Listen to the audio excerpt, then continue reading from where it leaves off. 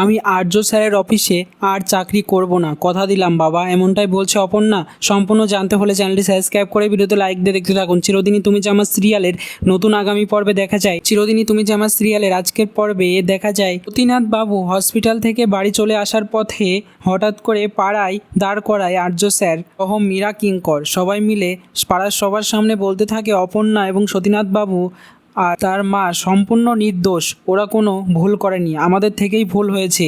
আবার মীরা হাত জোর করে বলতে থাকে আসলে কাজটা আমিই করেছিলাম, সরি। তখন অপর্ণার বাবা বলে ঠিক আছে, আপনাদেরকে ধন্যবাদ যে এতটা করলেন আমাদের জন্য। তারপর বাড়িতে এসেই অপর্ণা কাঁদতে কাঁদতে তার বাবাকে জড়িয়ে ধরে বলতে থাকে কেন এরকম করলে বাবা, তুমি একবারও আমার কথা ভাবলে না?